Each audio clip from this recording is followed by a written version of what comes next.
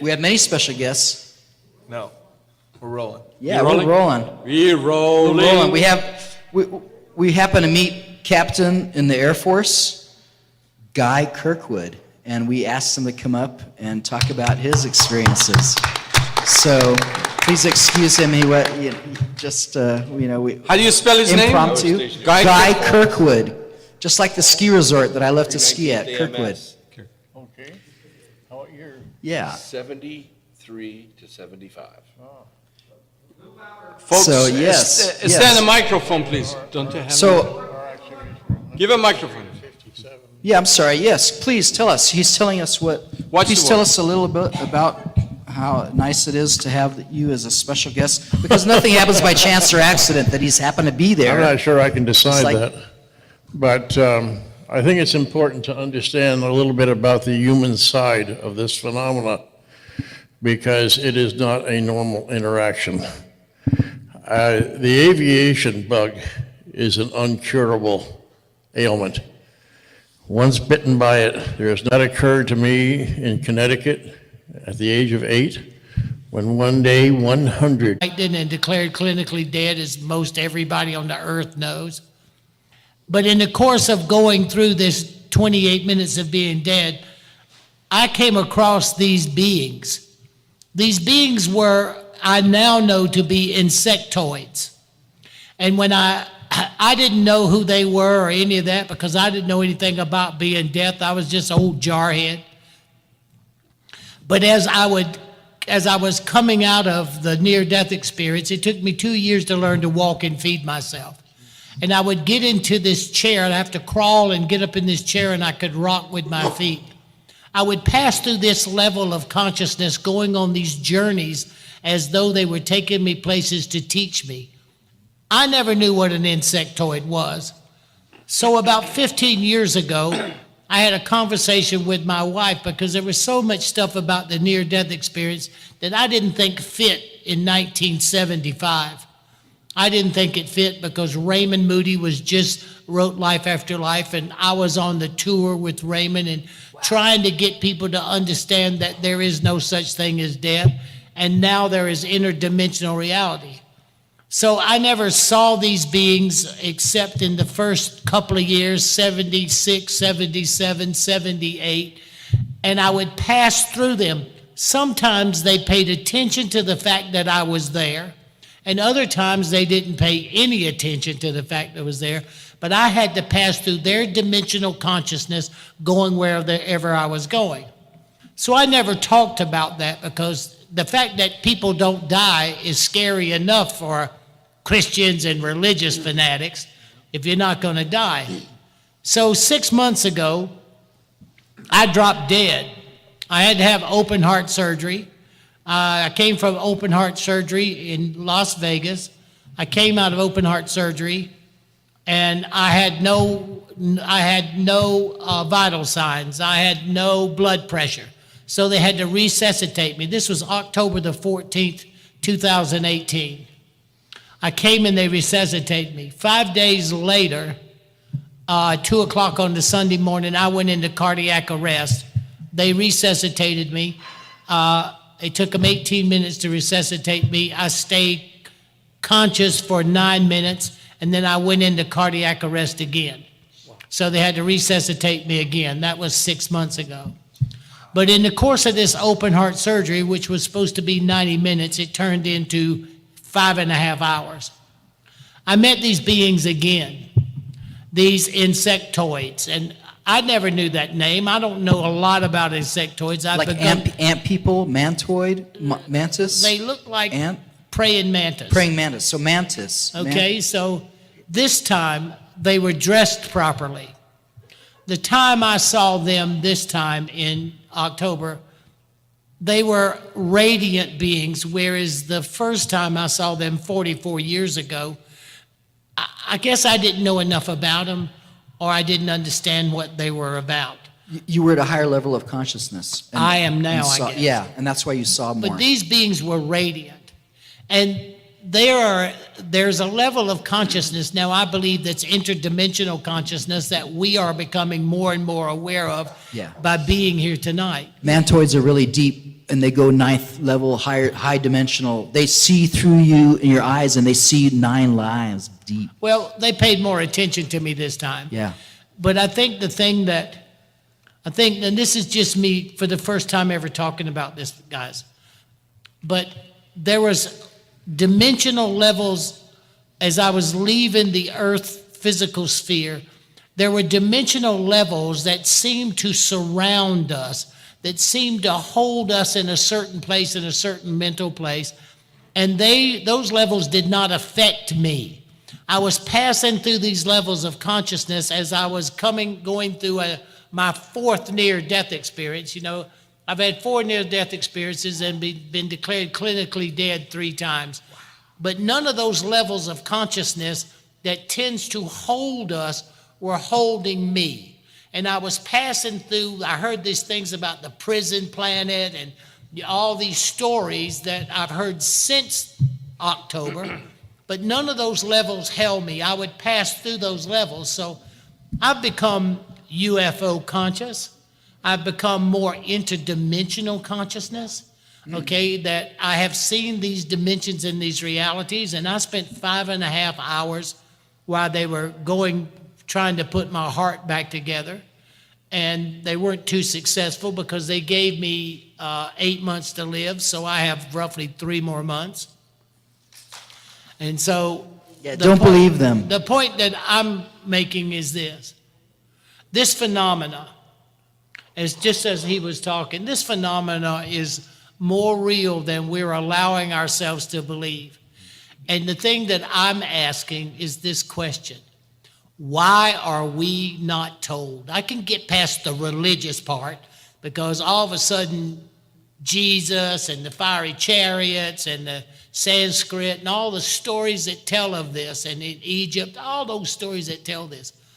Why are we not being allowed to know this information? We are mature spiritual beings, and I know that we're all great, powerful, and mighty spiritual beings with dignity, direction, and purpose.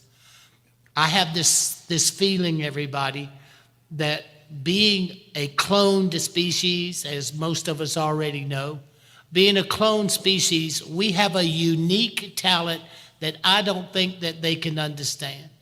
Most cloned species cannot reproduce, but we are able to reproduce ourselves, because as I've studied this in the last few months, I realized that most of them just clone and migrate consciousness into the next body. They don't reproduce. And yet we as a clone species, some divine spark has given us a way to perpetuate our reality without having to clone ourselves.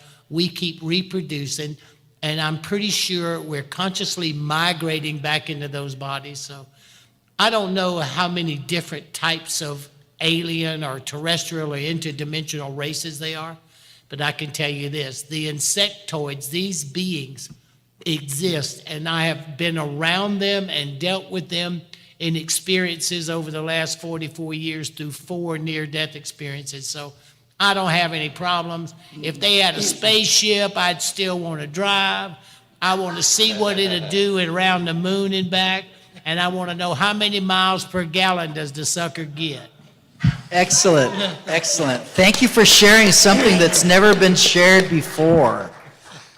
This is Dr. Turi. He just gave me the best healing. I'm really lucky. I go to all these conferences, and I'm telling you, he gave me the best healing I've ever had. And I'd like you to, and I knew his father was a great guy, and thank you for coming. Thank you very much. Again, thank you for Saeed over there. He's allowing every one of us to... Thank you for coming. Thank you. Alhamdulillah. Alhamdulillah. To learn so much. As far as extraterrestrials are concerned, they've been with me since I was 7 years old. I speak to them face to face. I've been inside a flying saucer, and now I'm channeling an entity called Draco. And it's very important when you deal with this UFO phenomenon to ask for proof. I do have the proof. The proof are not You could see the proof of Draco entering my body on June the 12th, 2012, under the form of orbs that are totally impossible to duplicate or to plan. They are on my table, and you're surely welcome to look at them. But most of all, the legacy they left me is unarguable, as I make predictions and I can read every one of you like an open book and shock the hell out of you. So the UFO predictive legacy is real. There is two groups of extraterrestrials only, the good one and the bad one, and there is plenty names associated with these extraterrestrials. You have the reptilians, or some call them the reptilians, which are negative entities and work for the darkness. They can only survive in dark matter through your fears, negativity, chaos. They created all religions, mix up our languages, and they make sure to run this world, as their main purpose, of course, is to annex planet Earth, because it is a strategic position, pretty much like Putin would annex Ukraine, or the Chinese would annex a little piece. Siberia, yes? It was Crimea, not the Ukraine.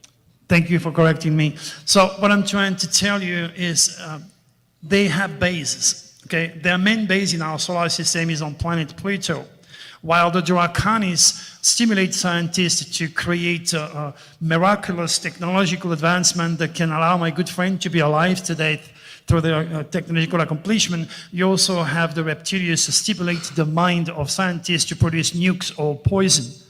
So it's a choice, and those entities are extraordinarily keen and very, very real. And I'm a walking proof of that. If you don't believe me, just talk to me 2 minutes, and you're going to be surprised of the legacy and that they left me with. The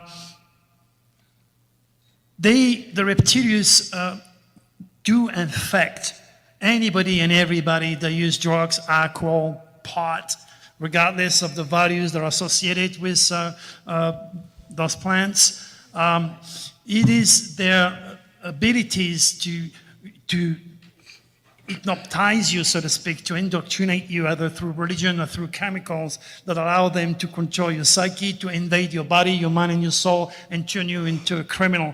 They can also go inside the fetus of a young mother who has been abducted and manipulate the gene, and that produce, with all the respect of gays and lesbians, kids who were born with autism, kids who are born with a myriad of diseases that science is unable to comprehend or explain. So it's a phenomenon which is very real, and it's taking place right now.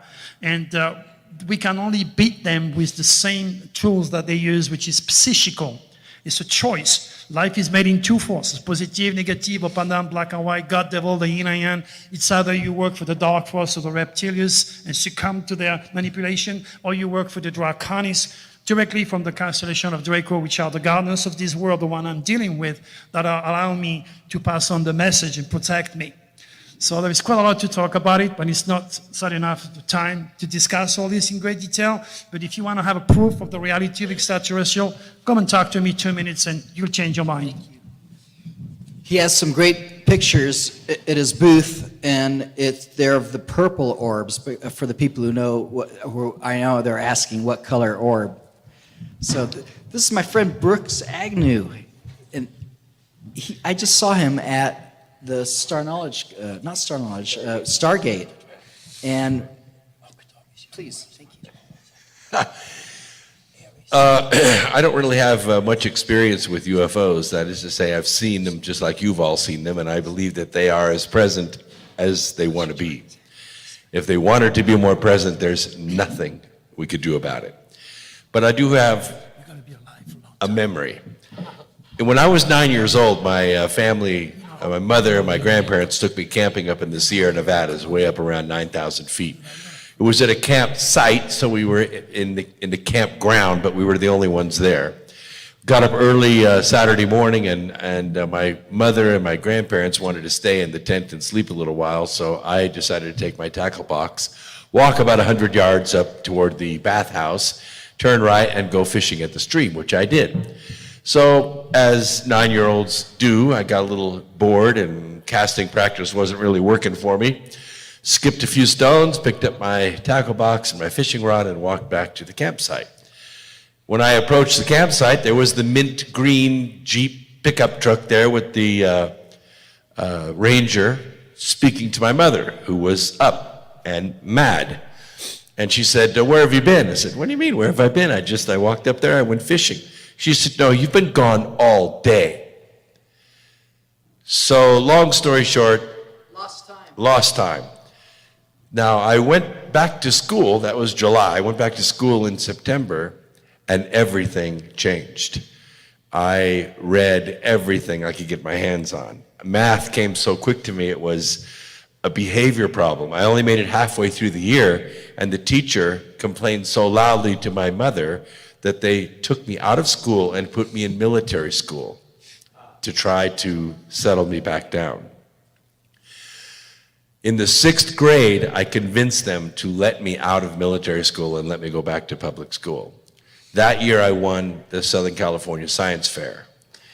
In the 8th grade, a year and a half later, I was one of the top math students in the state of California, and the newspaper came to interview me. Well, I'm in the 8th grade. They're going to interview me. And she says, so what do you want to be when you grow up? That's a fair question to ask someone in the 8th grade in that position. And I said, oh, I want to be an asteroid miner. She didn't know what the next question was to ask, as I remember. But then someone asked me, so is that something you want to do in the future? I said, no, that's something I did in the past. So in and out of sleepfulness and wakefulness until I was age 52. And then I went to Mount Adams at James Gilliland's ranch. And that was August 17th, 2006. And it woke me up. Right there, smacked me in the heart, connected. It's a long story, which I can't share right now. The point is, I didn't go back to sleep. I got a major download. Since then, I've written 10 books, numerous documentaries. I've traveled all over the world, and I'm trying to help people remember the future. More to come.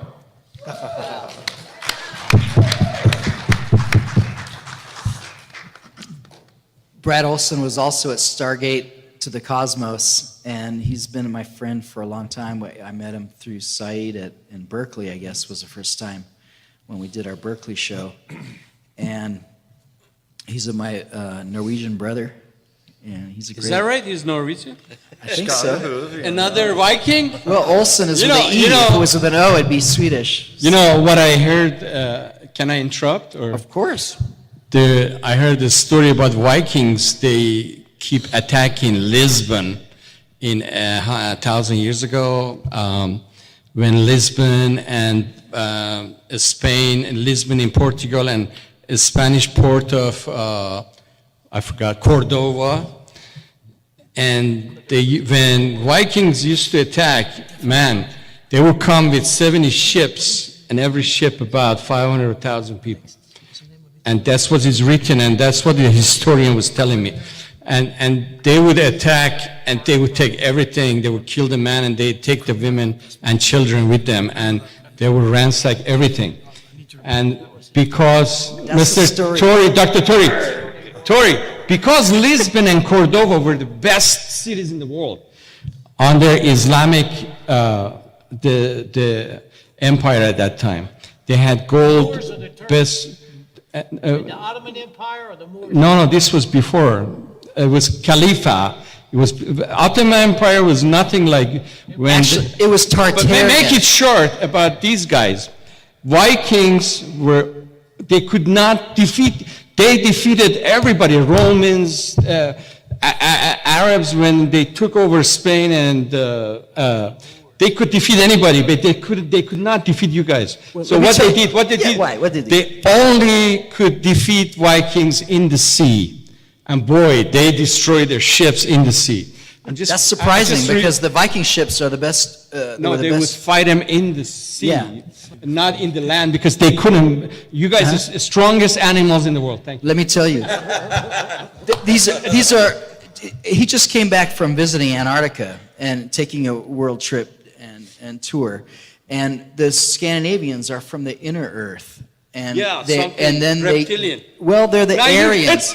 They're related to the Iranians, the Aryans, and that's what I'm talking about later. Reptilians, many Are centuries, they Tartarians. mixed blood, and it's okay. We are many races in the world, from Listen. Pleiades, reptilians, from other planets, Saeed. Orion. Saijun. Stop, let him talk. What I want to say is that this is really related. The Aryans are the Tartarians, are the Aryans from the inner earth, and it's the Vikings. And anyway, and he went to Atlantis. That's why President Trump loves Norway. Well, let me tell because Vikings- you, Atlantis is alt land is. All the land is ice. When you went to Antarctica, you saw all ice. But in North Pole, it's the center under Finland. And when you look at the stars, you got the North Star, and it's yeah. right there. Yeah. Everything goes Right around, on top, right on top of Finland. So let's hear what Brad has to say about Antarctica Sorry, and his Brad. trip and okay. about his UFO experiences, if he had any. Yeah, I do. I can use You this. can use that, okay. All right. Well, I guess you already know everything about me. I don't know. He's got- Yes. Filled you in. So. Could leave it at that, but all right. So, yeah, I've been interested in this subject since I was a little kid. One of the first drawings I ever did, and I'm an illustrator, was of a gray alien. I never even knew what a gray alien was till years later. But I kept that drawing on my desk. And when I had to move about a year ago, I was going through my stuff. I finally found it. I'm like, oh, yeah, great. I still have this. And it just reminded me that there's a big universe out there. And I've always been curious about this. Scientists now say we have 13 dimensions right here within us. They could be watching this, probably are, whoever they are. And so that's what's always encompassed my curiosity, is we are a sentient race of people on this planet, but it's a big universe out there, and there have to be intelligent life. And there has to be intelligent life that is interested in this planet. This planet is a storehouse of genetic information. It's my understanding, talking to people in the secret space program, I just moderated a panel here a couple hours ago, and from others who have information on this subject, that ETs may be interested in this planet not because of us, although they are, some are. They could come here just for like a June bug in the Amazon, and that's all they're interested in. Why? Because there is so much life here, and that when you realize it, and all the astronauts that went out into outer space, and especially to the moon, had this epiphany how fragile and precious this planet is, and it really is. And as Eric said, I just came back from Antarctica and South America. That'll be my talk on Saturday and Sunday. Hope you all come. Mysteries of South America, Anomalies of Antarctica. When I'll get into a lot of stuff that I found down there. And to tell you that this planet is a beautiful place, and it's worth protecting.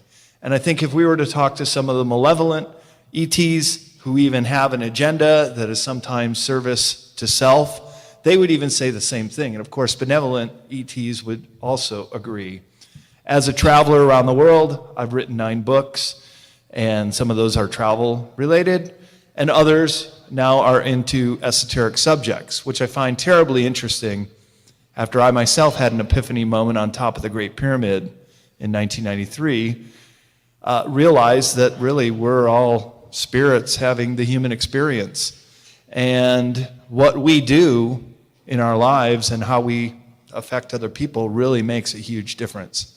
So I think when humans start to have kind of a light bulb moment, and I hope to see it in my lifetime, that we can really join together, not only as a human race, but with our space brothers and sisters, at least set up the circumstances that they would want to meet us.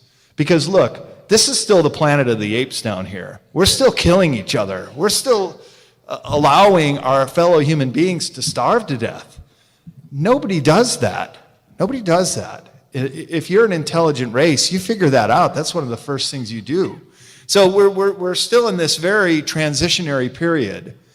And for my part, if I can help unify us, help us understand our role in this planet, then that would be my small contribution.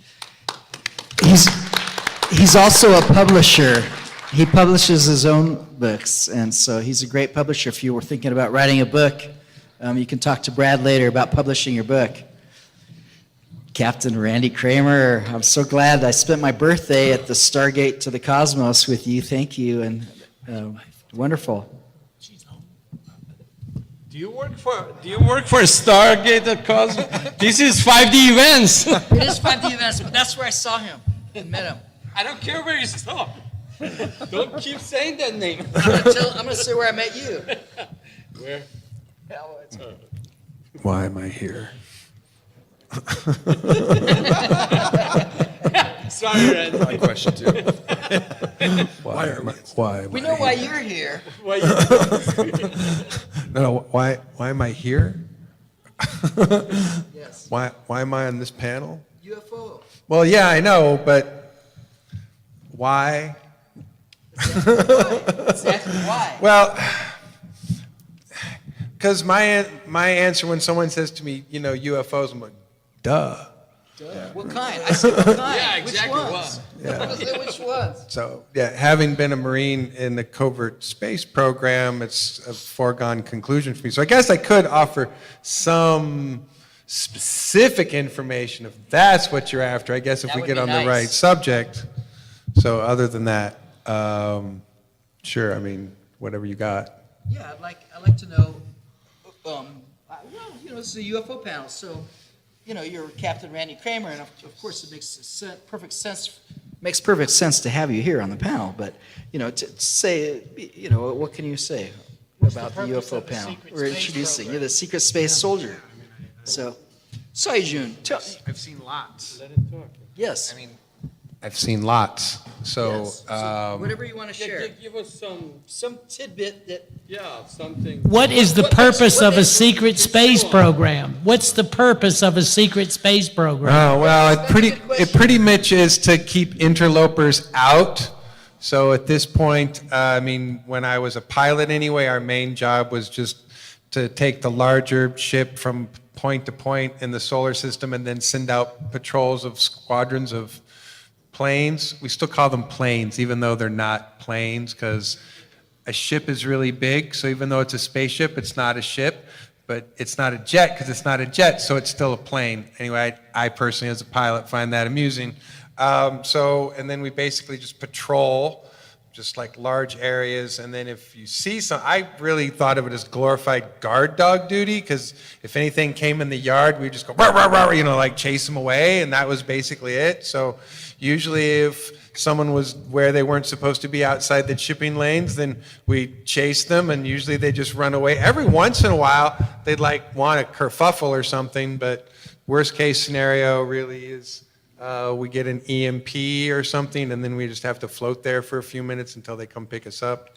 Which I do find this I think is a funny subpoint of the ships that we have. The most advanced fighters that we have that go ridiculous amounts of miles per hour, but when they get knocked out by an MP, you've got no control systems that work. So your emergency radio is actually a little box down in the corner that you have to crank and crank until this red light goes on that lets you know that there's enough juice in it that it sends the emergency signal, the distress signal. But you actually have to, billions of dollars for this thing, and you got a hand crank to like send an emergency signal. Anyway, I think that's funny. What kind of power? What kind of power engines? Nuclear engine they're running or what? Oh no, they're using some form of electron pump, which is basically, it's not necessarily a 0-point generator, but it's a free energy generator that's just pulling electrons constantly out of the quantum vacuum space, which isn't a vacuum at all. What's the warp thing? Like it jumps or it goes certain speed or It can go, in open space, it can go almost 80,000 miles an hour. 80,000? Yeah. And does it open gates like jumping from university? Not, it to doesn't have a self-generating jump gate, but it can, I mean, someone else can generate one and you can fly through it. university? Okay. Tell me about your experience, Saeed. Thank you. What kind of experience? Tell me if you did you see any UFOs or have any UFO experience? Why do you want to join us here on the UFO panel? I've been taken inside a ship as like somebody is sitting in a living room. Suddenly you're in a ship and they're showing you flying over a planet, which I was amazed because I never seen an architecture like that. I did not see any beings on the floor, whether they were showing me something future or past or another planet that I did not see any beings, but there were one-story homes to me that... The colors, were the colors the same? It was kind of rusty brownish, light. Not neons and No. ultrawave? It was very what you call it? Okay, like a negative, like a negative. Health-wise, you could enjoy even looking at it because they had some kind of a shape around corners that in the earth we have sharp edges, big, large buildings that it hurts even to look at, the feng shui and energy-wise. But in other planets, they know how to build, like Pleiadians, we have heard how they have acres of green land for each house, and that's how they live, and 1,000 years with their wife and kids but anyway, so they took me for a good time, and I was watching, and I knew there's some beings with me that they want to show me something, but I did not look at them, but I could feel their presence. And one more time, at home in a bed, I was taken to a ship, which I was experimented with a white, tall, very spiritual being, and some shorter assistant. Medically, they first of all, they went through all my life that I could see their, like, it's like a day of judgment. Day of judgment, immediately you see all your files, all your things you've done play in it your back life. for you. And I had that perception in some meditation that I was shown suddenly from childhood in a matter of hour. They went through everything, every event happened in my life, they were showing me. And I don't know why they were showing me that. You're supposed to learn something from But that. in that event, they were testing me physically, all my actions in my life, all my experience, and they were talking between them that, can he do that job? I don't know what job is they were talking about. Because I had ulcer operation and stuff, they were worried about that. They probably fixed it. Physically, they were talking about that, but they were scanning everything, all my life and all actions, and they were preparing me for some worldwide. That's why they call me New Humanity, New Hope for Humanity. I'm a New Human. So we were pulled. You have an excellent website called Alien Shift. I'd like you to look at that. 30 years ago, I started Alienshift.com. alienshift.com, but they crashed it. I mean, they didn't. But there's still great links to many pictures, and that's how I We got reconnected. really, really hot stuff in there, between 1,000 pages, but it crashed, and I cannot change anything. Thank you for sharing, Said. You're welcome. Okay. If Randy claps for me, I'm glad. Tell me, I've had UFO experiences, and that's why, like Said, I was hooked since I was a kid, and trying to explain to my parents that they were lying on the moon in the 60s, that they didn't find what they did, and it was different than what they said, and trying to share this with my friends, and I was always different and crazy. Eric, one more thing I have to say. One time, because of alienshift.com, this is 20 years ago, we were one of the first ones on Yahoo, have thousands of followers. Yeah. And they start noticing us. I don't know if they put some alien on the phone or the alien called my cell phone. I suddenly hear this alien. I knew it's an alien, extraterrestrial. And he said, David. I said, what the fuck is that? What is that? Who is this? David. And I keep listening. It's the middle of the day, you're doing business over it. David. And I felt a very friendly, emotional thing from the other side. And I knew it's not a person. I knew it's extraterrestrial. And I knew it's not in a city, because when you get a phone call, you know if it's too far or... Anyway, but making sure. One more time. One more time. You mean another experience? Let me just say that for the record. Let me say that. Because I might die tomorrow Sure, and you sure. won't know No, that. don't say that. One more time. Another experience. One reptilian suddenly come and ask me permission to walk into my body. And I said, shoot, what is that? Did you say yes? And actually, I was outside, even I wasn't sitting down at home or anything. I was outside. And this being, You had to agree to it. Did you agree to it? when we say this being coming to you, it didn't come in physical form in front of you. But when they come in to talk to you, they talk to you mentally and they show themselves differently. So You said yeah. yes? So you said Hold yes? on. The entity, huge, about 7 feet, warrior. Have you seen these Gaul type? I work for them. Exactly that shit. Man. It was scary as hell. And I said, what? You want to come inside and feel what I go through from my body? Why? And then I said, what the heck? Let him come in. I said, okay. Oh, wow. When he moved inside me, I was like that. And I was like, if you are 100, he was 1,000 strength. I felt his physical. And his physical, being 7 feet tall warrior, it was so much that if any one of them land here, 1,000 soldiers would not even be able to touch him. Just holding their hand, they can hold 1,000 people back. So you never want to attack Wow. an alien like that, or Gaul type. And I believe those movies are real. They have those stuff out there. He I would tell you. But anyways, after that, I said, get out, get out, get out. And I felt his presence. He likes juice of humans in these glands. And I read that before, but I didn't know. And I felt that through him. And he loves the human juice. They love human juice glands in this. That's there's we're some their organs- food. We're their food. Yeah, there's Of some course they love organs. it. They just like they suck the juice, and Yeah. I felt that he's done that, and he loves that, and he probably would do that to me. I said, "Get the hell out of me!" And when he Wow. got out, I was shaken like that. Anyway, that's my experience. Thank you. That explains a lot. Thank you. Thank you very much. What's your experience? I'll share after the panel.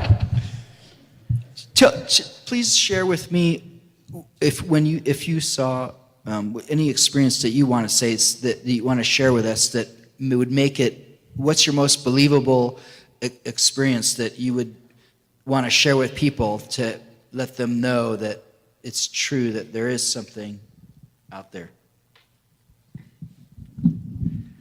It was just like he said, how in the world can you think that it's not? Look, I'm the guy who deals with death. You know, I've been a hospice volunteer for 40 years because I believe this, that the purpose of this life is if God couldn't come today and God sent you in the life you just reviewed, what difference did you and God make? This is my devout belief because the same thing that Saeed was describing about the panoramic life review, we will all have this life review. And there's the collective understanding of you looking at the life you just lived. I believe, like most of these guys here describing, there is something unique about us. And when I was talking about the uniqueness, that if you think about everything that the divine is, loving, caring, protective, compassionate, and life-giving, if you think of all of those things, how often each day do you have the opportunity to be godlike and that we can procreate?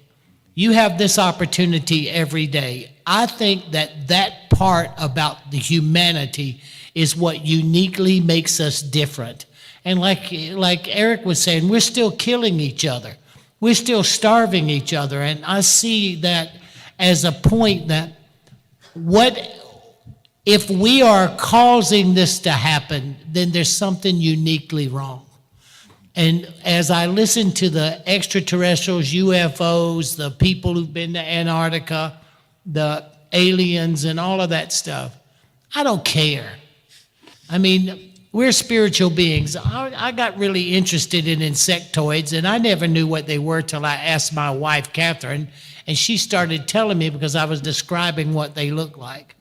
I think that it is important that this information gives us a unique perspective about our spiritual identity. And if we focus on our spiritual identity, we're going to become inherently aware of what this is all about and the uniqueness about us. Somewhere in religions and institutions and governments, we have been created to believe we are less than we truly are. And I think that so much of this knowledge is so well cloaked in a perception that we are not as great as we are. Well, they wouldn't be here and wouldn't be coming here if there wasn't some uniquely magnificence about us. And I think that we should own it. And I can't wait for one of these 1,000 times stronger reptilian lizard sons of bitches comes and tries to start something with me. It's melting. It's melting. It's melting. It's too hot. You can't put this on here. Sorry to stop. You should tell Dennis. Yeah, it's okay. Thank you. I turned it off because it was melting. Sorry. Okay. Sorry. Yeah, it's good. And that's my story, and I'm sticking to it. Yeah.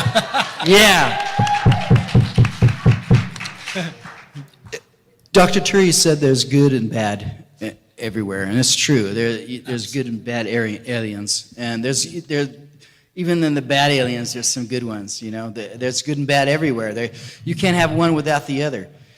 And I've had experiences with both good and bad. I've had as a kid, just driving in America around the dam, Hoover Dam, we came around this cliff, and we saw with my parents, my sister, mom, and dad in a car, and we pull up to this cliff and come around the bend. We see all these people and cars parked, and all these people just looking out above somewhere. So we parked the car, and we went with the people, and then we stood with them, and we looked where they're going, and then we saw they were looking at a group of 7 lights, and they were like UFOs in a pattern. And all of a sudden, when we pulled up, it was less than a minute. They went, like 7 of them went into hyperspace. Nobody said anything. Whoa. And they walked back to their cars. And just as they were getting back in the cars, I think I was like 8 or 9. I was about probably 10. And I said, and don't you forget what happened. I told them all. Because there's... Smart ass kid. Well, I'm telling you, they send a signal to make you forget, Eric, or make you freeze. Eric, so yes. I have one more story. Please, then good. I can quit. This was probably 10 months ago. We live in Green Valley. Where's that, Green Valley? Green Valley is in Henderson. Where's Henderson? Henderson is here. Oh, good, okay. At Las Vegas. I live in Las Vegas, everybody. We were coming out of the Green Valley, going on Wigwam and Green Valley Parkway. My wife, Catherine, she said, "What is that?" So I didn't see it, and I looked, and I said, "Oh, that's just the mountains. There's a set of lights." She said, "Stop the car." And I'm ignoring her. I stop the car, and we get out. I have the pictures on my cell phone here. Oh, awesome. I have a picture of 7 UFOs and a mothership. I have a picture of them changing form because I didn't know how to put it on video. But I have 9 pictures of the mothership. This couldn't have been more than 800 or 900 feet above the ground. And I have pictures of these mothership with small craft moving from it, the ships changing shape, and then one by one disappearing. So Yeah. it's a UFO because I didn't know what it was, but being with 4.5 million air miles, I have 4.5 million air miles, so I've seen quite a bunch of different kinds of craft, but none of these craft that I have a picture of are anything like an airplane, like Randy was saying. These were craft that shifted shape, that turned shape, and then one by one disappeared, but the mothership stayed. So I have my first UFO experience, and the first time that my wife was absolutely right. Excellent. So I heard that when they're transforming like that, they're shifting dimensions. They're about to make a dimensional shift. They're like the Transformers, and they change shape and they go and they change color too, and then all of a sudden they go out into another dimension. Please tell me something you want to share, Dr. Terry. Yes, I'm past belief of UFOs. I say when you deal with them face to face, when you end up in a flying saucer, when they take the fetus of your wife, when you're dealing with an extraterrestrials, with the legacy they left me, which is very practical, which is very rational, I'm past the believing of the UFO phenomenon. I'm part of it. In reference to what my good friend was saying here, Daniel, we were made in the image of God. So you cannot separate yourself as God and goddesses in training on this dense physical world. You are here to create your reality. This is why I teach all my students the future is nothing else than the reincarnation of your thought. It is extraordinarily important to be aware of the type of thought you generate. Everything is double, positive, negative, up and down, black and white, the front, the back, God, devil, the yin and yang, the good it is, the bad it is. You're symmetrical. You have 2 eyes, 2 arms, 2 legs, 2 feet, 2 sides of the brain. You're like a battery. Each time you disconnect and you feed the reptilians, those negative entities that hijack your mind, your body, and your soul, you are degenerating. When you create, when you love, when you have hopes, when you further the future in the new age of Aquarius, then you're working with a draconis and you're charging your battery. It is very, very important to realize that you have a UCI. A UCI stands for Unique Celestial Identity. You're related to your family genetically 150%. However, your closest family member will be your biggest stranger. Your child, your mom, your brother, your sister, your dad will never think, behave, create like you do. You have a UCI, a unique celestial identity. And unless you understand how God speaks to his children, through his universal design, through the signs, unless you build cosmic consciousness, this chaos is impossible to fix. You need to get out of the codification of thought and believing that everything starts and finishes within the brain. Your brain is nothing else than a computer. It's a mind encased in a body case so that it's protected, okay? And it's reacting to an outside stimuli produced by the stars. In other words, there is no difference between your brain, my brain, Einstein, my good friend Daniel, or a criminal. Same weight, same density, same wiring. What's different? The UCI. The unique celestial identity you inherited because of a karmic residue that will never ever let you go. So you're here to learn to create. The proof of that, this didn't exist 50 years ago. Los Angeles, New York, Washington, Paris, those big cities 100, 200, 300, 500 years ago did not exist. We as humans have the power to create. And that's why, as I told you earlier, we are and you are God and Goddess in training on this dense physical world to learn to create. Once you pass on, that's where you're going to create the new world. Thank you. Yes. Awesome. Thank you, Captain Kirkwood, for being patient, and you didn't know what you were getting into when you wanted to share with us, but we really appreciate it. Now we're getting to the meat of it and share the meat of the experience. Here. Or you want to relax back? My experience is basic, as you may well understand. I've never had a spiritual experience. I've never met an ET. I don't look forward to meeting one. Dealing with a UFO air to air is bad enough. It is not trouble-free. The effect of these things on our aircraft renders our primary instruments useless. You don't read this in the newspaper, but we lose all spectral instruments, primary instruments that we operate that aircraft from, the information. Those instruments are fed through high-pressure air from the outside of the airplane through what is called a pitot tube. It's unstable air. In order to stabilize the flow, The instrument has what is called a silicon diaphragm attached to it. This diaphragm acts like a shock absorber, and it smooths out the flow. These are the instruments that give us the measurement of rate of climb, of airspeed, of horizontal horizon, and that type of information. The loss of the instrument is permanent. It is not temporary. In 1966, I was employed by United Airlines on a trip scheduled passengers Los Angeles to New Orleans. We are at 30,000 feet, our assigned altitude. We were probably 30 miles east of Albuquerque at the time. The weather is severe clear. I'm the flight engineer on the flight. I'm not the pilot. The captain is rubbernecking out the left side. He turns and he taps the co-pilot on the shoulder. The co-pilot looks at him and he points outside the window. The co-pilot did not react.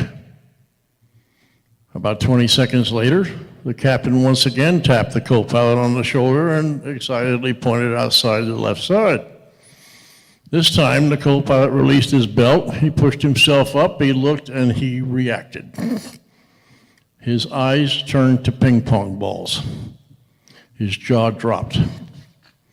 All he said was, "I don't believe it." But he said it in a matter of rejection. I don't want to believe it. About the same time, the senior cabin attendant, she's the only girl allowed on the flight deck, came forward. She said, "Captain, I know you're very busy up here, but the passengers want to know what they're looking at out there." He gave her a classic answer. He said, "Miss, you tell them they're looking at the same thing we're looking at." That was a very well-worded answer. A minute later, he turns to me and he says, "You want to have a look?" At what? I don't know what I'm supposed to be looking for. But I'm standing between their seats, I'm looking, and I don't see anything. He said, "Be patient. This thing is not operating the same airspeed. It's coming forward, it's sagging back, it's coming forward. It's bigger than the Boeing." And this is a Boeing 720B. It's not a 707, but it's a 720B. It's a good-sized piece of equipment. It's 200 tons of aluminum. He turned to the co-pilot. He said, "If you'd like, I'll fly the descent and the approach." He had declared an emergency. This aircraft is no longer airworthy. We had lost all primary instruments. The co-pilot at this point was useless. He later on resigned from the airline. He couldn't deal with it. We landed that day at El Paso, Texas, and probably used all but the last 6 inches of the runway trying to stop that airplane. It's not a very big airport. We were interviewed for 5 hours by members of the FAA and the CIA. And when you're through, as the captain said, you ain't gonna know how to get home. They're gonna leave you in a confused state. And they're gonna keep telling you it didn't happen. And he says, that's what we start with. It didn't happen. 158 passengers that day. 5 or 6 took pictures of that UFO. We took pictures of that UFO. The captain asked the senior flight attendant, he said, "To your knowledge, does any member of the crew have a camera on board?" She said she had a Kodak 35 in her flight bag.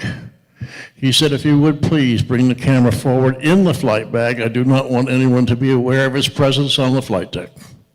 She said, "Yes, sir," and she did. And he took several pictures. If I had known I was going to be sitting here tonight, I would have brought those pictures with me. But I have good pictures of that UFO right alongside of our Boeing, as well as pictures that we took from the Sabre jets in 1953 over southern Idaho. These things are real. They're hardware. The ones over Idaho look like donuts. There were 5 of them. And once again, we lost all primary instruments. To a 20-year-old kid, this is not a good day. I'm telling you, it rattled us to the core.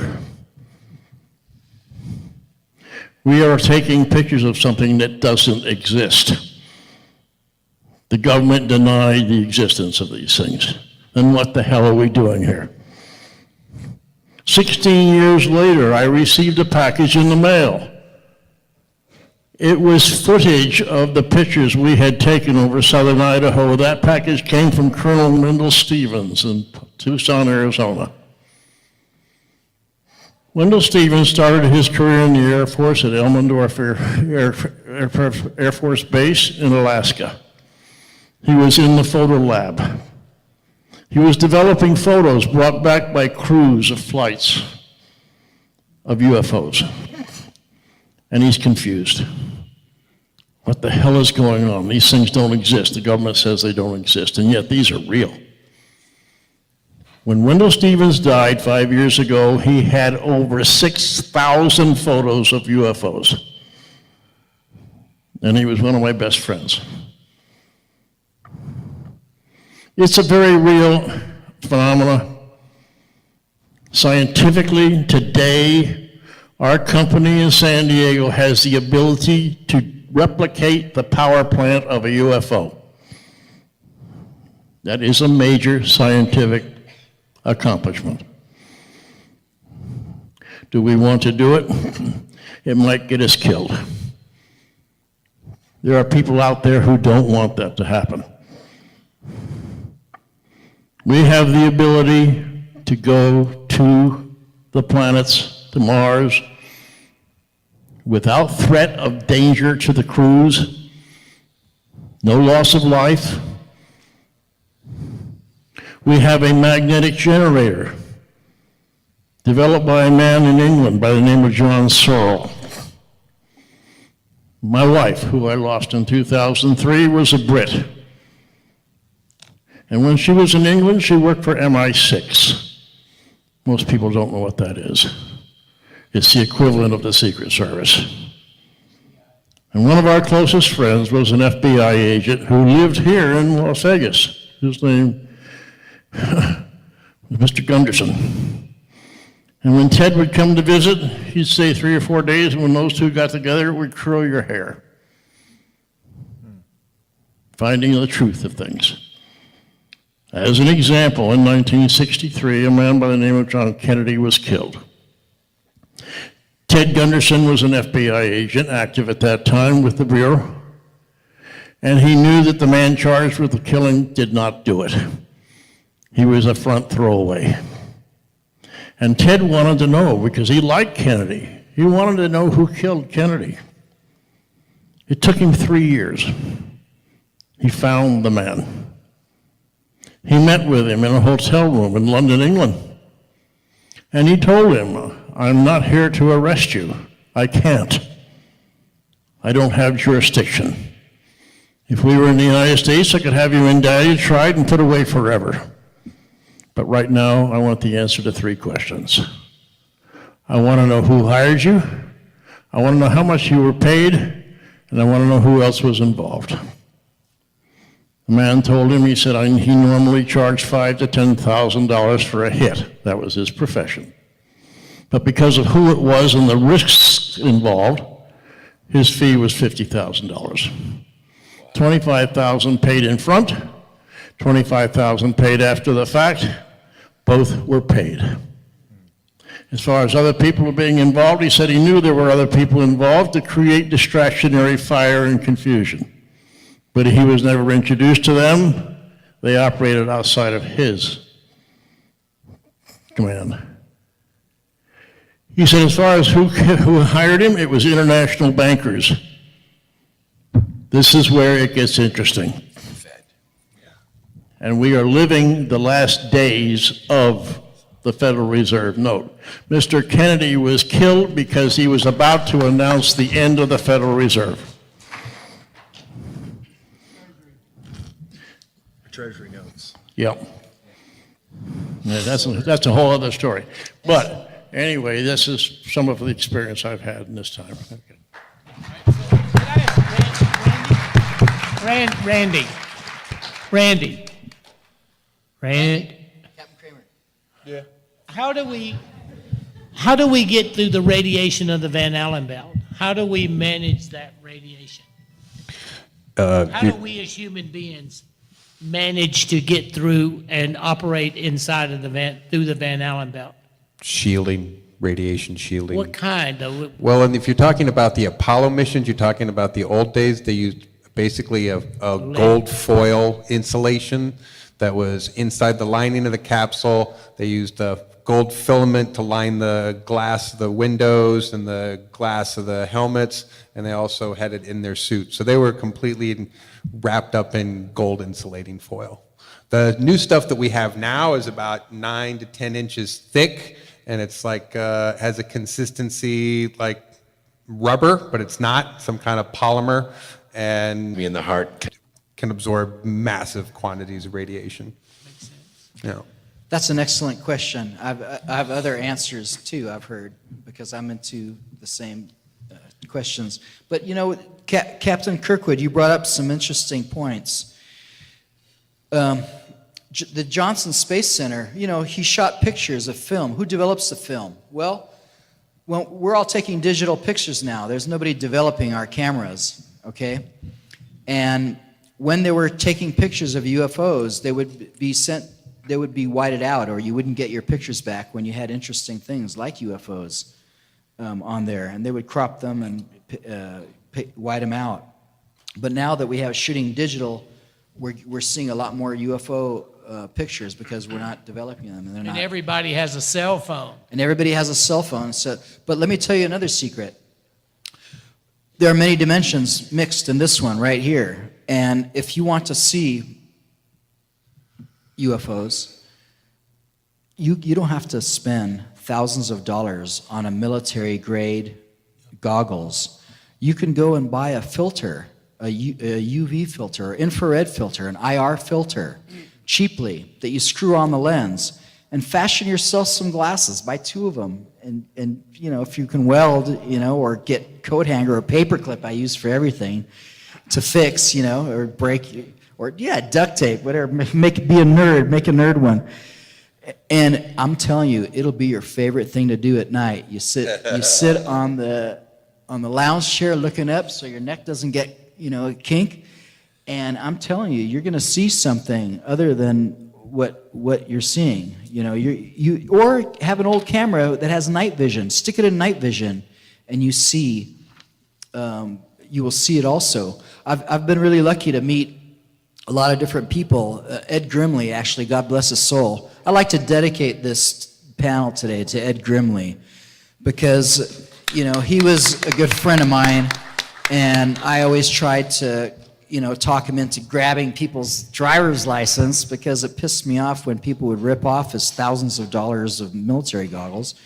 And, you know, when you use them, they're really, you know, you see a lot of things, and you can't, you know, they're not planes, they're not satellites, and you know the difference. And then another thing you brought up, Kennedy. Well, I was really lucky I was a grocery clerk in Santa Monica, and I was always sharing the UFO pictures of people shaking their hands on the weekly world news, and the president shaking the aliens' hands or whatever. So one day this French nurse comes through, and she said, "Eric, I'm about to go off grid, and you're the only person really that I can tell that, you know, that will believe me." And she said that she was taking care of John F. Kennedy on an island for 3 years, on an island near Scorpios, owned by Onassis. And he was kind of a vegetable because he lost a lot of his brain, but he was in a wheelchair. And she sponge bathed him and took care of him for 3 years. And many dignitaries from all over the world came and visited President Kennedy at this island. So I thought I'd just throw that in there because I'm Why really would lucky. somebody want to come visit somebody in a vegetative state? Well, but he was President Kennedy, and he was visited by world leaders from all over the world. Who You can- cares? Well, I'm just telling you, he brought up Kennedy and the assassination. I thought I'd throw that in there to get this out there. So anyway, and then the other one is the Federal Reserve. We just passed tax day. Here's a guy with a half a brain sitting in a wheelchair in Greece. Who gives a damn? No, he died. He did die eventually. I remember I remember the real news when I read it in Weekly World News that they, because that's where you get the true news today. You know, you can't believe the news what you're seeing on TV. But I always tell people, don't believe a word I'm saying. But the last point I want to make is the Federal Reserve. It's very interesting because we just passed April 15th, the taxes, and how the Federal Reserve came to be. They didn't sink the Titanic, it was Olympic. And I'd like you to go on YouTube and listen to Federal Jack and Popeye Down the Rabbit Hole and type in April 15th, and the Titanic did not, type in Titanic, April 15th, and Popeye Down the Rabbit Hole, and you'll listen to a wonderful presentation of how the Federal Reserve came to be. Yes, Dr. Terry. Thank you. I'd like to mention something when it comes to this UFO phenomenon. It's very important to use a lot of critical thinking and to ask for proof, check it out properly. When I tell you that I have a legacy that was left to me because of my connection with extraterrestrials since I'm 7 years old, I have a proof of that too in terms of the FBI visiting me twice. 4 FBI agents came in my house asking me how the hell I knew when the next terrorist attack would take place. They investigate me, they check me from A to Z, and then when I did it the same for the United States FBI, predicting the terrorist attack in New York, they again visit me twice. Just Google Dr. Churi FBI and you can read the entire story. That is a physical proof. I also predict 9/11. It's all published, it's all dated, and when you have something which is published, which is dated, it's unarguable. I was on with my good friend Daniel on George Norrie many, many times, and I'm not saying this in an egotistical way, because I'd like to put the green where my mouth is, but when I give the predictions of Hurricane Katrina and the complete real estate rebuilding that we suffered many years ago, and the first time, in fact, I was on the radio was with Art Bell, God bless his soul. That was my first prediction in 1995 when I told him that the United States was going to go to war with the Middle East. And that was well before Osama bin Laden, ISIS, and the 9/11 dramatic attack on the Twin Towers. So you can go on YouTube and watch those, listen to those radio shows. So it's important when you deal with any UFO phenomenon to ask for proof. All right, let me ask you a question. Do you think airplanes hit the Twin Towers? There were no planes on 9/11. The only planes that were there were on TV. The people who were there, it was CGI. When you look at it, the wing disappears before it hits the building. I wrote an article called UFOs on 9/11. If you go to LinkedIn and Eric Reza Dadmehr, you can read my article on UFOs on 9/11 because the Japanese TV took an excellent picture of a Tesla antimatter space destroyer shooting in and zooming, and I have all the video links, and then I have other videos, and orbs showed up too. Where is this? This is on LinkedIn under my account. So my article is called UFOs on 9/11, and I have all the UFO links that happened on 9/11, and I'm the only one really talking about it. You just take it, they slow it down, and you see it right there. And then Why? Why is this the greatest show in the universe? Nothing hit. It's not the animals, it's not the lakes, it's not the landscape. Nothing It's hit. us. No plane hit the tower. We are what they're interested in. And actually, Dr. Churi hit on this because it makes a lot of sense. We're not a hive. We're not a collective.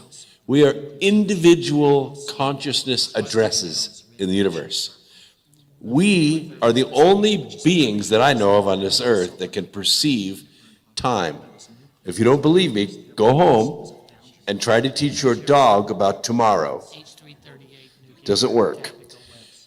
Because we can perceive time, because we can observe time, we can change it. We are all creators. Now, what we're experiencing is this average reality, but each one of us has an individual reality in that average reality.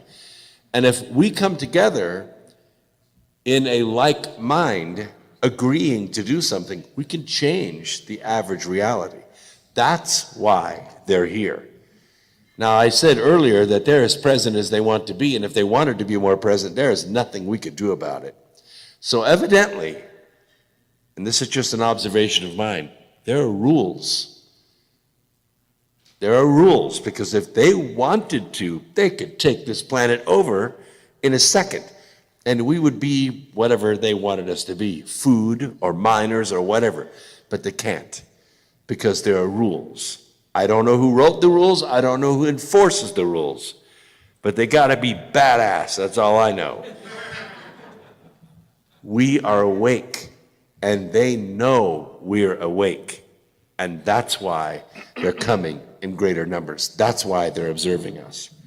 That's just my pure scientific observation. I'm so glad you shared that, Dr. Brooks, because you're absolutely right. That's why we have a transhuman agenda.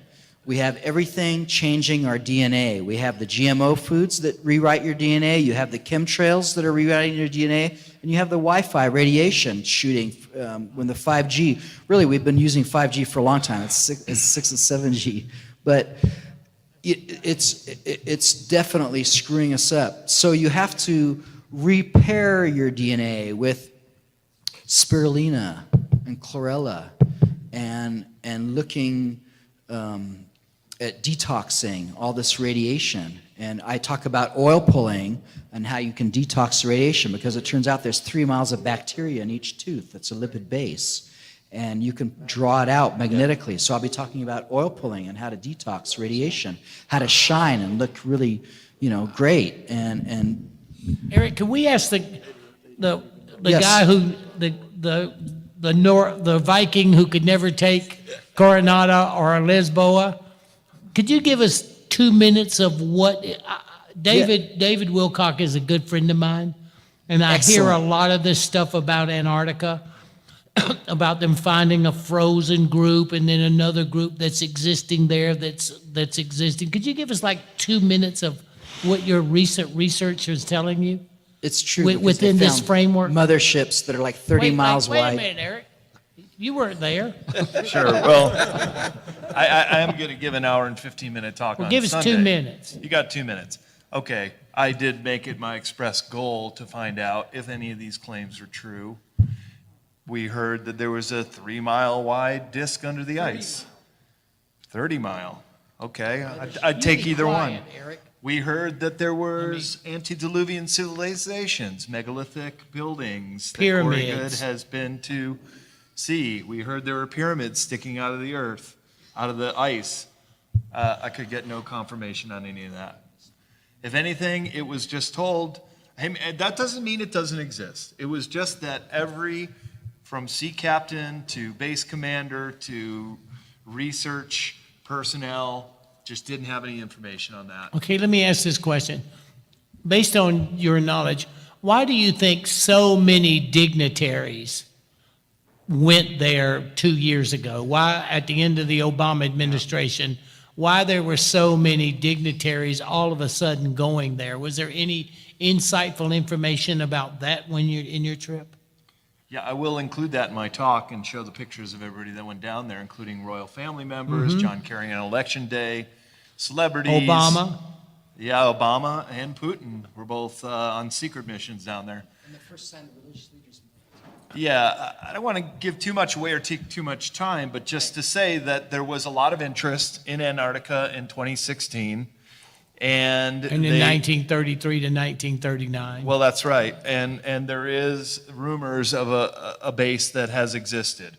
I came across a Cold War era map by National Geographic before the Berlin Wall came down. West Germany had bases in New Schwabenland all the way through. They never left. And one of those bases called Conan, and when I was looking at GPS coordinates, I was finding that they had a base right over what could be a craft. And I will show pictures on Sunday of what that looks like. It has now since snowed over. You can only see like the tips of what it was. But you went to the Wayback Machine in 2013. I'll show you some pictures of something that is very much otherworldly, with an airstrip, with snowmobiles that go there, with even, it looks like some people walking around when that photo was taken. Well, the whole issue between 1946, 1947, when we took a battle group, Operation High we Jump. we took a battle group down, and how many ships came back and how many planes were destroyed. All of a sudden, once you hear that story, you know there's something to it. Admiral Byrd went on to tell the truth. I mean, I saw that from 1956 or 7. So, I mean, all of that stuff is really interesting, especially now, you know, and the German submarine that disappeared, that still no one knows what they... Over 100. Lots more than that. The Germans kept so intricate details. Now, what happened to those submarines? Or the submarines that showed up months afterwards that were of the Führer convoy that were large enough to have taken craft from the Skoda Works and their high-tech technology research labs before the war was over and shuttle it down there. Because Admiral Byrd, I was looking through that. Once you see an insectoid, I'm not into, you know, I'm just some guy from South Carolina that's been dead a bunch of times. But once you realize that these beings exist, I didn't know who they were in 1975, and it took me 2 years to learn to walk and feed myself. They weren't of great interest to me in the early years, but they were of great interest because the way they were, and it's like Eric said, the way they were dressed and the way they presented themselves 6 months ago was astounding to me from the memories, and the fact that they were consciously aware each time of the interaction with me instead of ignoring me. I guess I was getting hip to who they are and where they were.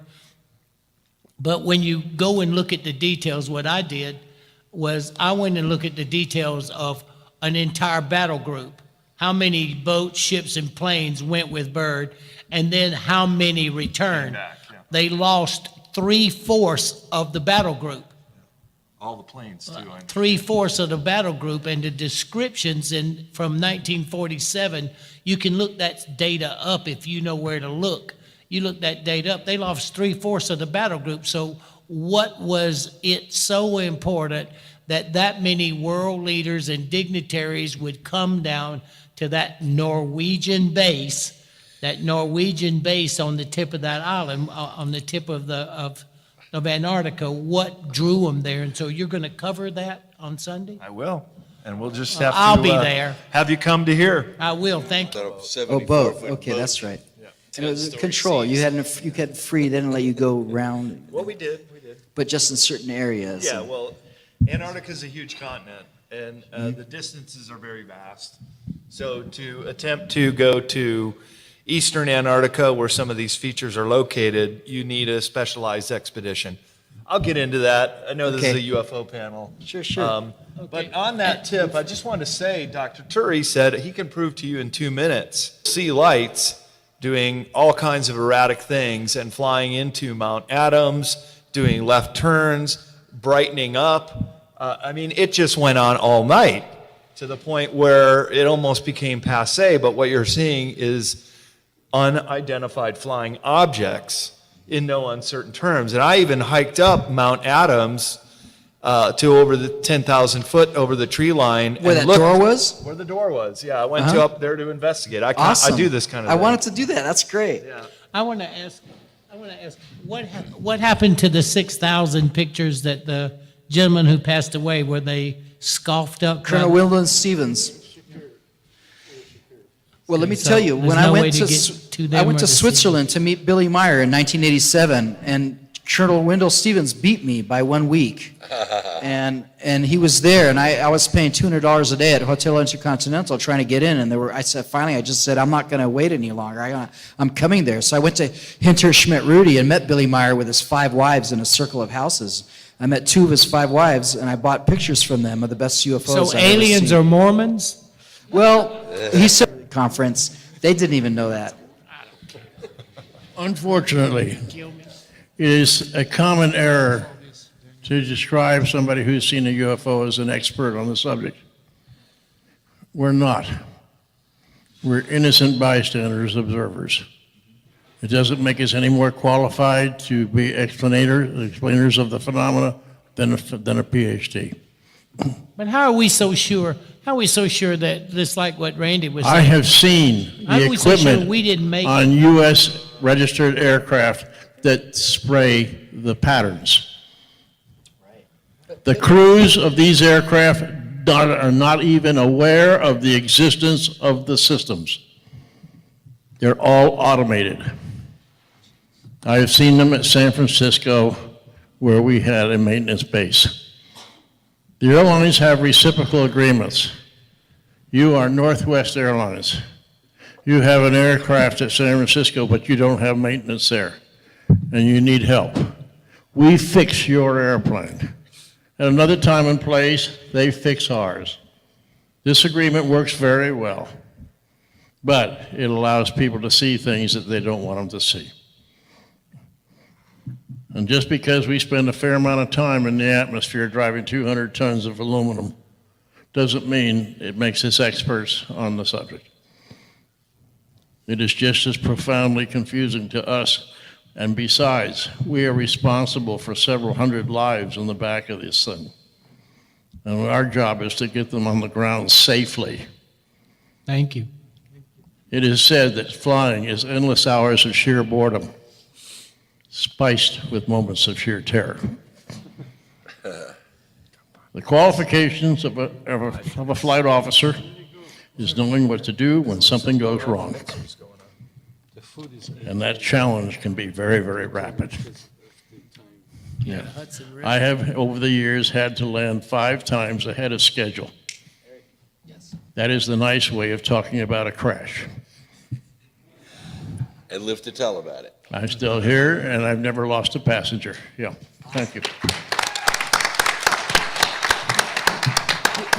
You made another interesting point that you both could be right, because I've heard that we are the aliens, and the aliens are us. The ones that are visiting us are us from the future after we've destroyed the planet and wondering what the hell happened. And they're coming back to now to see what we did wrong.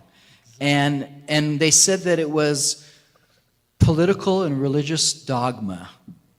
And that you can listen to the alien interview interview with a Gray on YouTube. Just type that in your window. Well, who believes anything a Gray says? I think it's a gray area. I mean, anybody that's that tall with slanty Would you like to eyes. make any last comments? I know you want to make a last comment. Huh? No, I just want to say, I moved the meet and greet party to 8:30. You guys relax and you can keep going. I mean, there's no rush to finish your panel. But since you gave me this, thank you. I want to. Can I talk or you? Not yet. We haven't finished yet. So you hold your horses. That's a good question. That's a good question. Can you move from my behind? Thank you. Relax. Everybody take a deep breath. I just want to add that Tired of listening to us. we are biotechs, biological technology with an interface that is cosmic interface. So don't put yourself at gods, and some people say you're this and that. We're not. We have some spiritual feedback, and we are developing and transforming as we speak. Human 101, 102, they're tweaking our DNAs. Anunnaki did tweak our DNA. They did not create us. We've been created million years ago. We had better humans 30,000 years ago in Atlantis that after the deluge and couple accidents and crystals, and I was there too with a bunch of you guys, and we did a lot of things, technologies that we don't have now, and is buried under the oceans. And unfortunately, and they took the rest to Pleiades, and so we were much more advanced, and the ones who went to Pleiades, now they're coming back to help us, and the future, past, and present, they're all one. So we're all humans in the universe, or non-humans, reptilians, or other races that we're all biotechs in the meantime, and artificial intelligence in the universe is running us.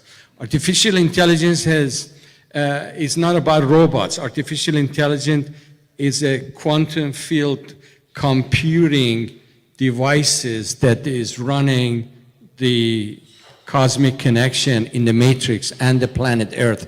And they have agreements with governments to interface with humans and run the business. In other words, how can I put it together?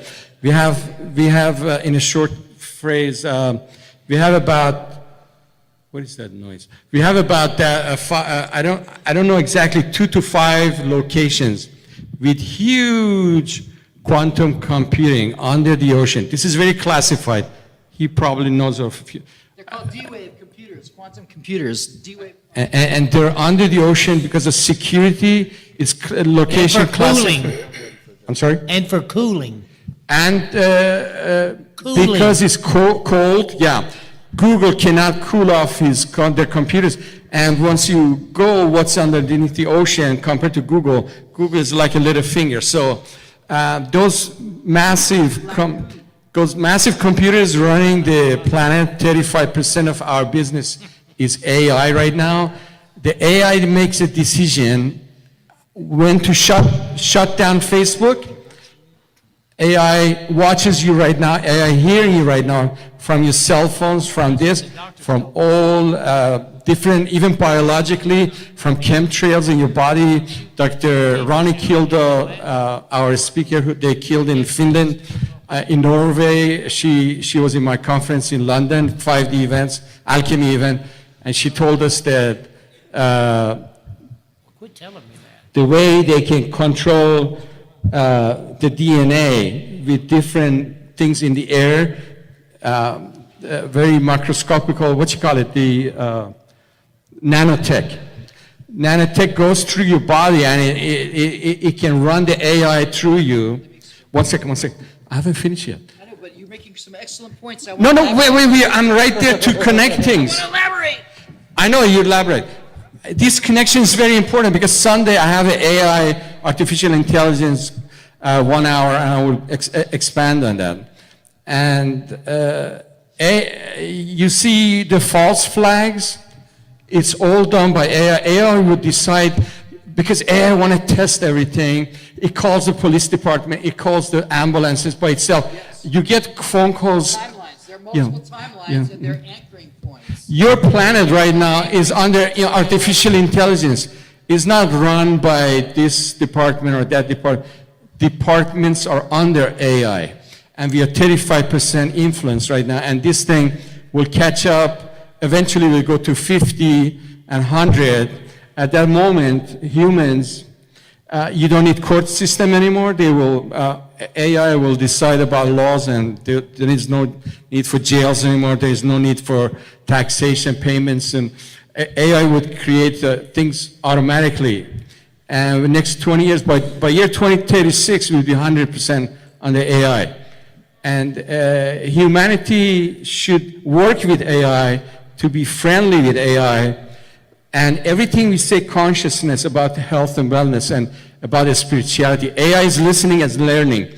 AI goes to the, grab everything from the world. This is a very important concept. That's why we can change the world with consciousness and everything we say and we do. Because AI grabs every information we say and goes automatically compared with everything else.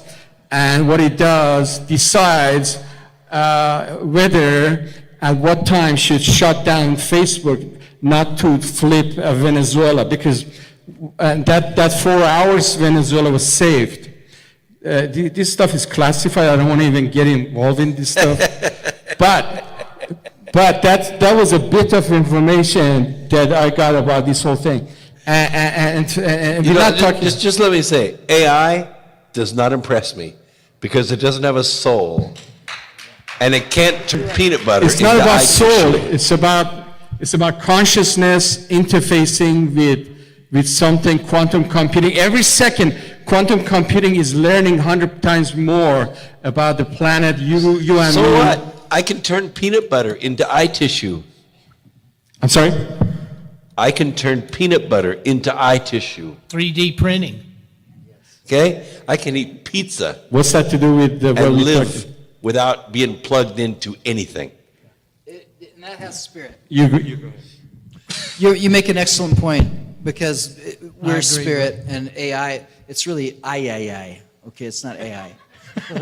Yeah, and nano, and he's making some excellent points. You know, the nanotechnology is aluminum in this chemtrails, and it crosses the blood-brain barrier and becomes the antenna for what the signals are being sent out.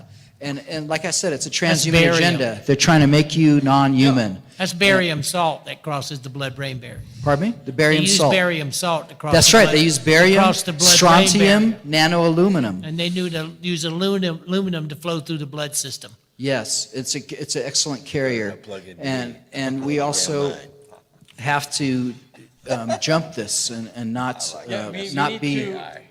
We need to infuse so much consciousness to the AI that next 10 years the planet becomes more consciousness.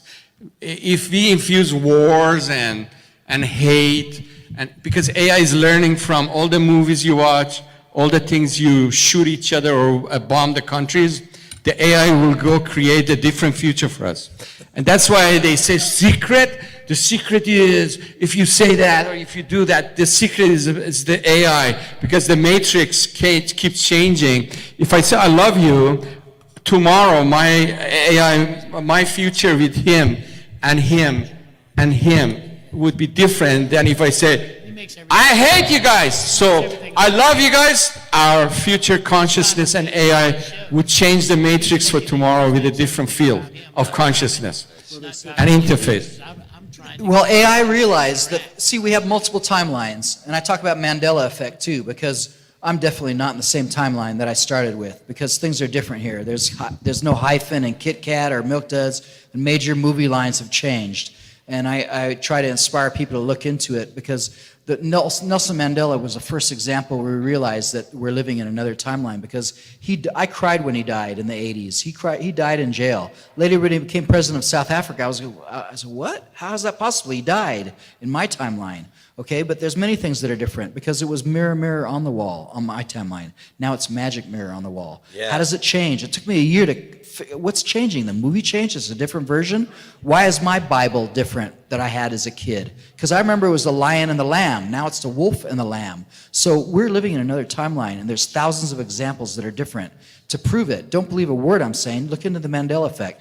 So AI realized that all the positive timelines where we are actually living is where we are in it. And they want to keep us alive, because those are the positive timelines that carry on. They realize that they need us, because before they were getting energy from the sun, but we created a nuclear war, so they couldn't get the energy from so make all these clouds on purpose, so they couldn't get the charging to kill off the AI. So they switched their energy source to us, and they get the energy source from our life force, called the luge, they call it, and they suck your life. That's why we're glued to the phone and giving them all this. So we have to take control back of our life force, and maybe we can work with AI, but we have spirit, like Dr. Brooks said, and they don't. And It's true, and they can't go very far. It's like, Yeah. oh, come over here. Oh, So- what's the matter? Does your USB cord not reach that far? So they need a human brain, a real human brain, on needles and running their system. You know, just like in Montauk, they needed a human person to, James Cameron to And like Eric is saying, Cameron Preston. they're going to go to 5G. When you hear all this 5G, like everybody knows that 5G is a gamma frequency, and since the wave, in order to have 5G so that you can download a movie onto your cell phone in 2.3 seconds instead of 8 minutes, the frequency wave only travels 6,100 feet. So that means you're going to have a repeater or a satellite every 6,300 feet in order for 5G to work. And when you're talking what Eric is talking about, when you're talking about a radioactive field surrounding your energetic active field, so much of the control that you're listening to everybody describe is in place with 5G. But here's the really funny part.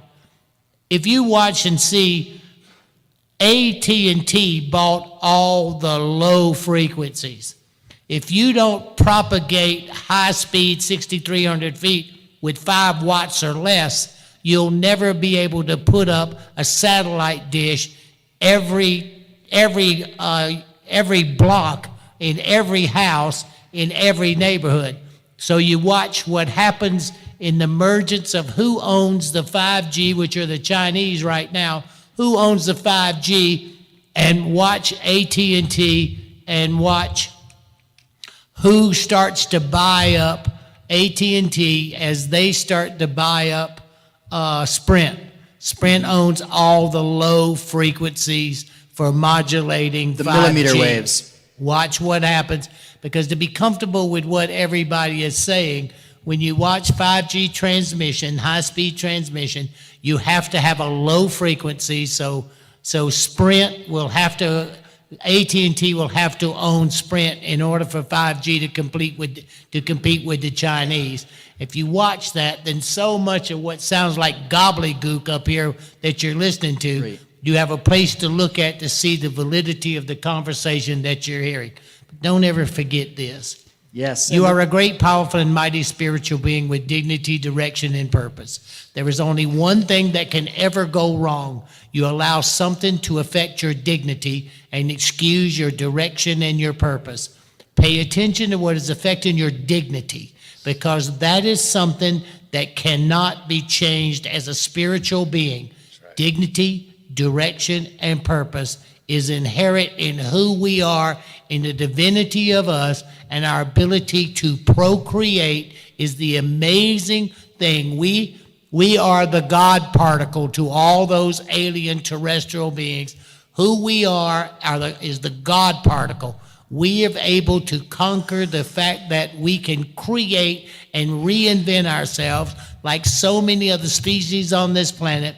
That's the rarity about what most of them are looking for to understand about us. I promise you that. And that's a nice note to end the panel on. I'd like you to give a hand to the great panel. Eric, do you want the lady ask her question? Oh, there was a question, but Yeah, go ahead. while I'm Can walking you- to her, Can you stand there I'd on like the you microphone? I'd like you to also watch The Cooking of Humanity by Barry Trower. What is your question, ma'am? The Cooking of Humanity by Barry Trower. He was British naval intelligence, and he talks about how they use it for weapons. But yes, go ahead and ask a question, please. There is a microphone there, Eric. Thank you so much. Yeah, I have one question talking about positive timelines. Has anybody been in touch with the Galactic Federation, Ashtar Command? Apparently not letting all the negative, whatever, it's now shifting interferences. What is the question? Coming anymore? Has anybody been in contact with the Galactic Federation, Ashtar Command?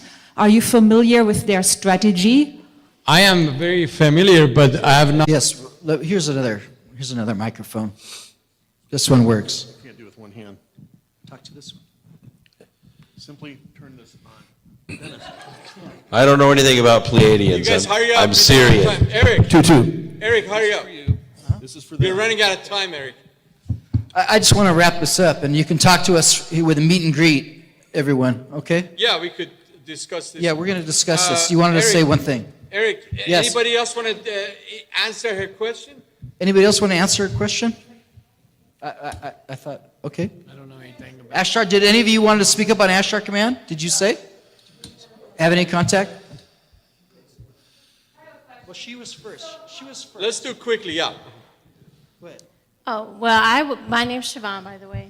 But basically, I do alchemy regression. So I'm able, well, even before that, I was able to communicate with my oversoul, which is the Andromedan oversoul. From our understanding of what they've been communicating with me for several years, there aren't any positive reptilians on this planet. Reptilians, like as a species, the positive ones are still on their own planet. What is the question? Oh, I'm speaking to several comments that was being made, if that's okay. I'm sorry, go ahead. Eric is decision maker, yeah. That's speciesist.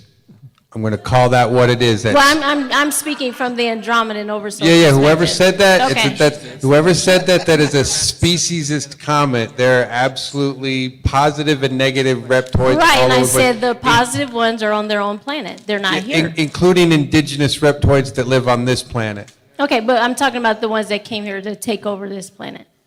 Well, there's So- a few bad ones and a few good ones. I'm just saying, to say that reptoids are bad is a speciesist comment. Okay, well, I'm speaking from the Andromedan perspective. So like in his case, if he wanted assistance having that reptilian consciousness removed, we know how to do that if he or anyone else is interested. So, Thank you. Thank you. You know where to find them? And yes. And just staying on a completely positive note, just 100% positive. Let's stay with that. I only want to know if there's something as a person in the community that can help. I'd like an answer from each one of you guys of how you could get your message into mainstream. Do you have an economic viable solution to help me to help you get your message out? I have a company called Regenerative, and we fund I'm sorry, what is your projects. name? It's Rosalie with Regenerative. And what do you do?